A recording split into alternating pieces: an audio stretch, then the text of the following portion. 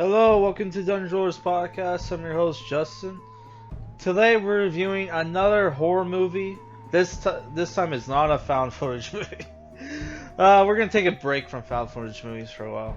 Yeah, we're reviewing Baskin 2015, which is a Turkish horror fantasy movie, or also known as Turkish Hellraiser because of some of the content in this movie, which is an hour 37 minutes. It's available to rent for like $1 on the iTunes store, which is what I did. It's directed by Can Everenol, who directed other movies like Housewife 2017, Girl with No Mouth 2019, The Evil Guy, the Field Guide to Evil 2018. And he also directed like some like tourist movie, because I tried Googling him on the Google Play Store, because that was the first place I looked for this movie, and like yeah, it showed like some like documentary documentary or some shit, I don't fucking know, which is not on here. So the movie stars, I should mention I'm not Turkish, so if I pronounce the names wrong, forgive me. The movie stars Gorkem Kasal as Arda, Muharrem Bayrak as Yusuf, Ergun Kuyucu as Ramzi, Sabahattin Yakut as Sabo, Fatih Dokgoz as Apu, Apo, and you got Mehmet Cerrahoglu as Baba the father. So the story for this movie is that like you have this. Well, the movie starts off with this weird like sequence where like you're in a kid's bedroom, and what appears, I'm guessing by the kid's toys, it was like the early or mid 90s, because he had like a play. It was weird because he had like very like He-Man knockoff toys and Ninja Turtles, and like he'll have like a PlayStation. So it's like when I was a kid, I didn't have. I grew up in the 90s. I was a 90s kid. I didn't have any 80s toys, but like whatever, right? Yeah, like he has like a PlayStation controller, so that's where like that shows like it was the 1990s. So the kid wakes up, hears his mom like having sex, and like sees like some kind of horrific like ghost or something.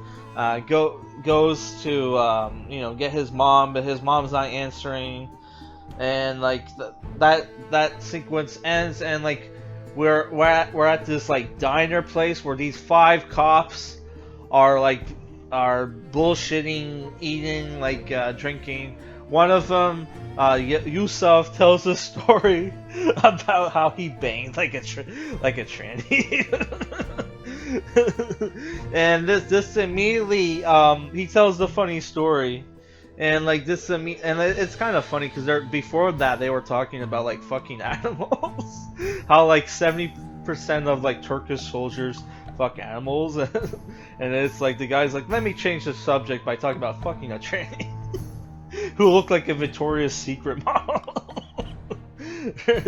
Right? So like yeah, he tells the story, and then like one of the people who worked at this, like, I don't know if it was like cafe or diner, because they were serving meat there, but that's whatever. I don't think cafe served meat, but whatever, right? So like the young man that was working there laughs after hearing the story, and this pisses off like Yusuf. He's like, why are you laughing? He's like, oh, the story was funny. The story was funny. He's like, you think I'm gay? He doesn't say that. He says the F word. You think I'm gay? Fuck you. And they get into a fight. After that, they get a call about like how like the cops, some cops need backup in this place called I can't remember what it was called. It started with an I. Basically, it's in the part of town where like weird shit happens. Where there's a lot of like frogs everywhere, right? And they get into the van, right? And there's like 5 cops in general. You have like Ramsey, who's like the boss of them. You have the second oldest guy, Apu. You have the driver, Sabo, and Yusuf is like the funny one, and you have Arda, who's the young one, the young one of the team, and who's like was raised by Ramsey because like his parents died when he was a kid, and he was friends with the guy's uncle, and the uncle like gave gave the kid over to the old guy to like raise, right? So they're on their way to this evil part of town where like weird shit happens, right? They end up running over somebody and crashing the van, but they get out, like there's nobody around except for these family of like, I'm assuming poor people, because they're boiling up frogs to eat, right? And they take one of the guys there and like, hey, show us where like this place is where we need to go, right? They go there, and it's like this abandoned police station, right? And they go in there, weird shit fucking is going on. You have like blood, or you have like cannibalism going on. People are like hung up, covered in plastic, getting their blood drained them. There's like a kid there's like a kid covered in blood in a cage. You have like all these weird cultist people who are naked and like have their eyes covered. The characters all get kidnapped, right? Captured, and then they're strung up, tied, chained up to podiums, right? And they get killed one by one. And you have the introduction to the villain, which is Baba, the father, who's trying to convert one of the cops to join his cult, right? And does this by torturing them, and like trying to make them lose faith in their like religion. And then there's like at one point there's a lot of like satanic imagery in the movie. So before watching this movie, I saw Mark Kermon's review for this movie, and Mark Kermon, like the guy's kind of a leftist, but I think his like movie reviews are pretty good, and he does very good like spoiler-free movie reviews, but once in a while he'll do a movie review where he just fucking spoils everything. But like he didn't do for this movie when he reviewed, he didn't do that, right? So which is why I'm trying not to spoil the movie too much. But his take on the movie was like he loved the first half because the first half was basically shot like an art film, right?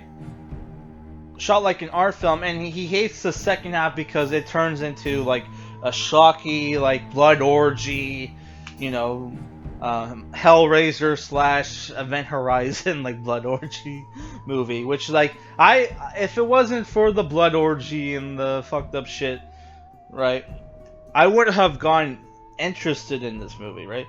Which one of my complaints is that there's no monsters in the movie, and I was told, hey, there were like monsters in this movie, which that's one complaint I have. The second, there is supernatural shit going on in the movie.